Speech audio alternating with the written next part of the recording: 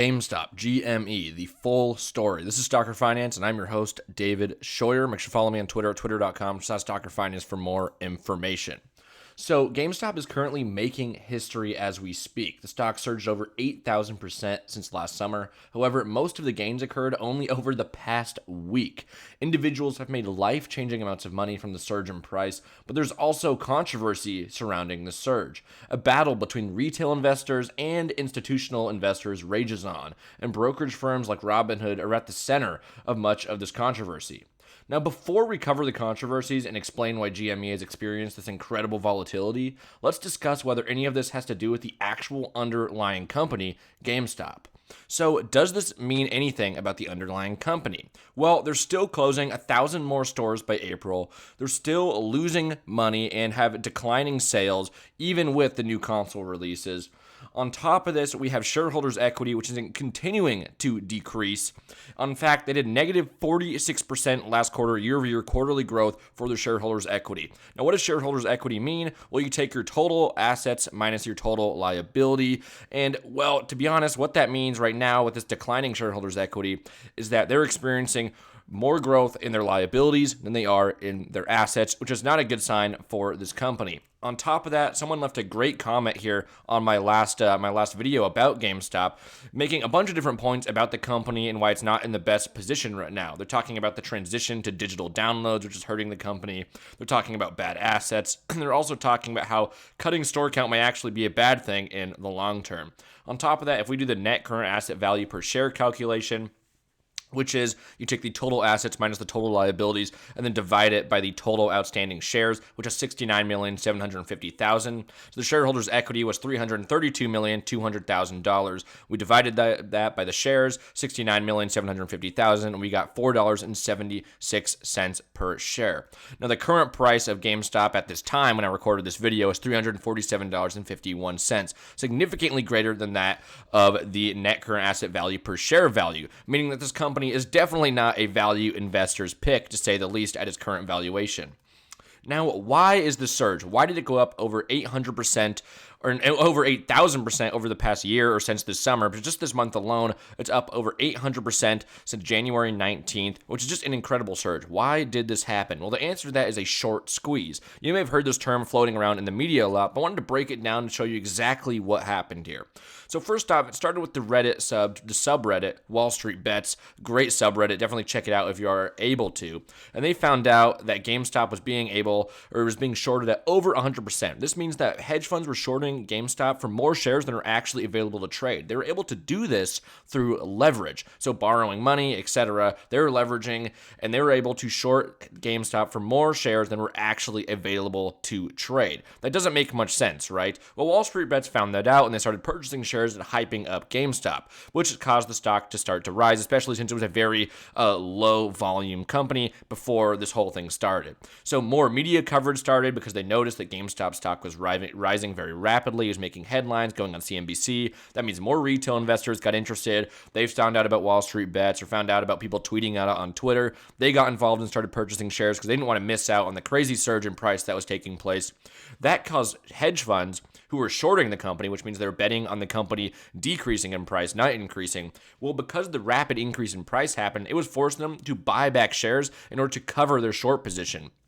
Now, when that happens, it causes the price to keep increasing because they have to cover their position. And this deadly cycle just keeps going of more hype, more headlines being made about GameStop, meaning more people don't want to miss out on it. So more people start buying, causing more shorts to go ahead and buy back shares and cover their position, which causes the stock to continue to rise. And that's why we had this just parabolic increase in price of nearly 782% from January 19th to January 27th. In fact, this is actually an outdated screenshot. Today, it went as high as close to $450 per share. However, then today as well, it went down to $126 per share, now trading at around $250 per share.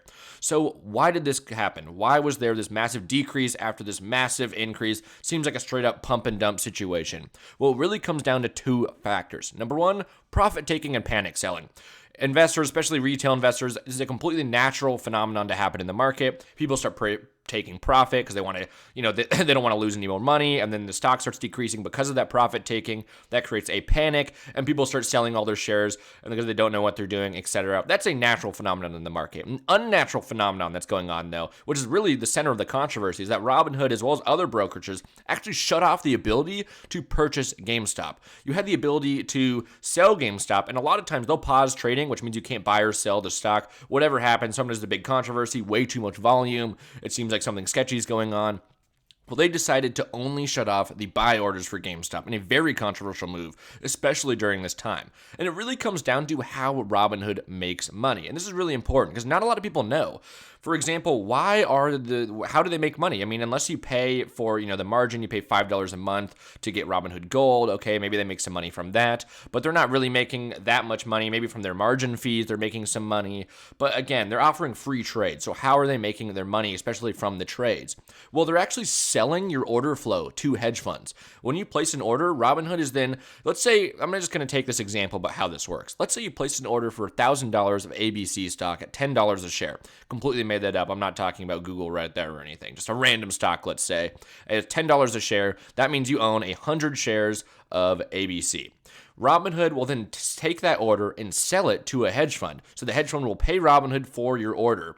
The hedge fund then buys $1,000 of ABC at, let's say, $9.50 a share instead. Then the hedge fund sells that ABC position to your $10 a share, your order that you wanted to put through Robinhood. That means the fund just made $500 off of that transaction. Now, this is a very extreme example. They're not making this much. They're not selling you, shares for $9.50 a share when you wanted to buy it at $10 a share. It's happening on the cents or fraction of cents, etc. So they're doing tons of these trades. They're doing it in milliseconds, in seconds. These trades are going on and these transactions are happening with Robinhood selling, the hedge fund buying, and they're making fractions of a cent. But because they're doing so much volume with millions and millions of trades going on every single day, the hedge fund can make tons of money. It can be a very profitable business for that fund. And they're using huge supercomputers doing this. There's tons of quants working or quantitative analysts working on this. There's a whole different industry behind this that you should definitely look into. If you're interested, there's some really good videos on it. But just keep in mind that with Robinhood, you are not the customer. You are the product. And that's a really interesting point that a lot of people forget. You are not the customer to Robinhood. Hedge funds are their primary customer. So why did they shut off the trading with no regard to their, supposed customers, which would be you? Well, that's because you're not the customer. They're not making that much money off of you at all. You're simply the product because they are selling your orders to those hedge funds. They're making millions of dollars off of selling that. And then the hedge fund goes, makes some money off executing the order and buying at a lower price, etc., through that little arbitrage there. So here is the controversy that we've been talking about right now. Why is it that Reddit, and I guess, just the average retail investor can manipulate a stock, but we get in trouble for pumping up the stock?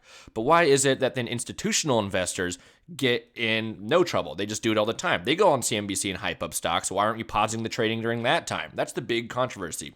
In this video, which you should definitely watch, called Kramer's Hedge Fund Tricks, he talks about what he would do with his hedge fund. He'd call up someone at CNBC, say, hey, I'm purchasing, he just purchased this shares of this company.